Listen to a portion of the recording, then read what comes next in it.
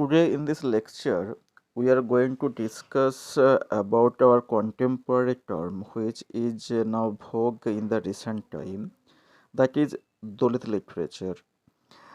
If we look into the etymology of the term Dalit, we must have to go into the Sanskrit word Dalita, which means downtrodden or depressed.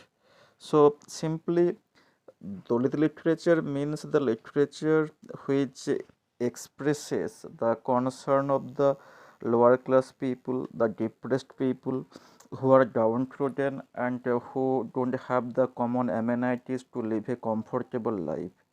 So those people who depend on the carcasses, who clean road and scavenges road, and who work as workers, daily workers, and even sometimes who scavenge the latrine, etc., are often termed as Dalit.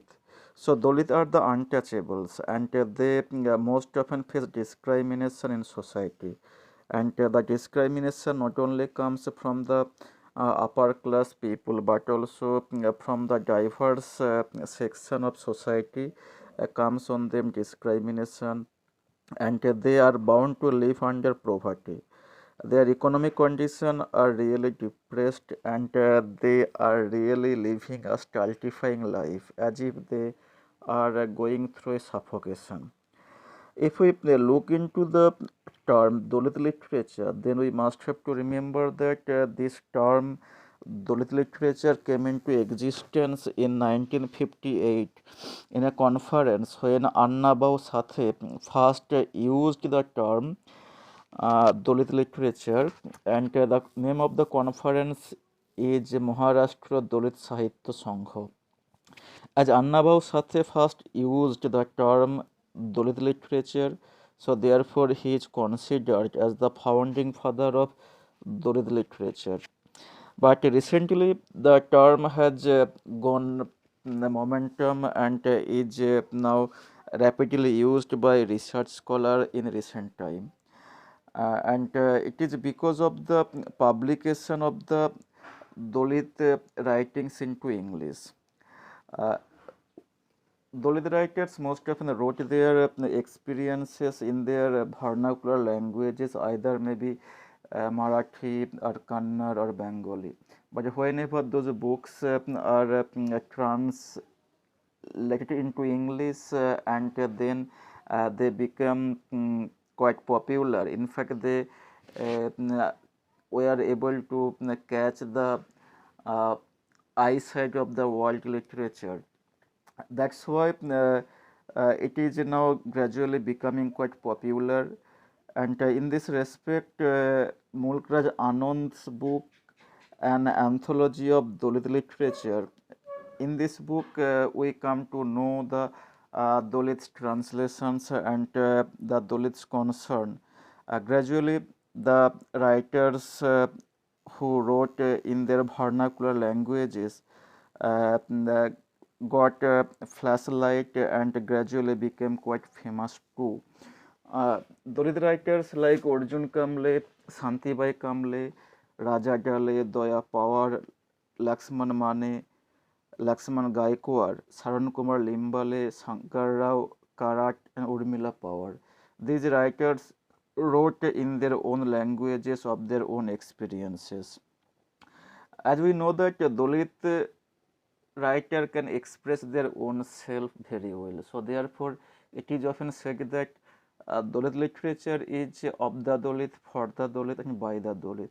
So the experiences that they faced in their practical life are found expression in their books, and that's why whenever we read their books, we find a picturesque presentation of the then society, as if we are now experiencing their agonizing pain, as if we are going through the writhing pain, the discrimination, the torture, the atrocities, etc.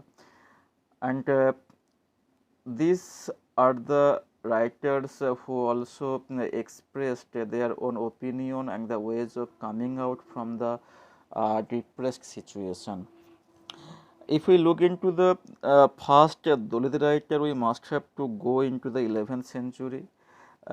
from the various sources we come to know that Madare Chinnaya was a cobbler saint who lived during the reign of Western Chalukyas, and in her writings we find the expressions of the suffering of the untouchables.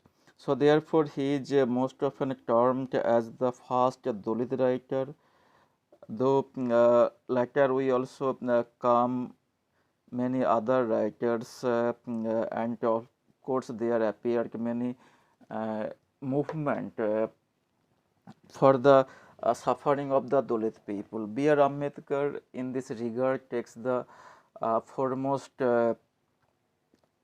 place in our memory, because B.R. Ambedkar fought for the Dalit people, and even got converted into Buddhism when he saw that the Hindu scripture are bound to discriminate the Dalit people. In a Manusmriti, there is written that in society there are four caste or for a group of people, and according to their birth they were placed in their society. For example, the society is formed by four castes: Brahmin, Kshatriya, Vaishya and Shudra. According to scripture, according to religious mythology, Brahmin were born out of the head, and the Kshatriyas were born out of the arms, and the Vaishyas were born out of abdomen, and the Shudras were born out of feet. And the Shudras are considered as the untouchable. Here, the idea of the feet means that the downtrodden, the lowest strata of a society. So, therefore, we see that the Shudras are those people who belong to the lower class of society, and they were bound to serve the upper three castes, that is Brahmin, Kshatriya and Vaishya. So, the writers belonging to the Shudra or the Uti Shudra expressed their own opinion, and they thought that their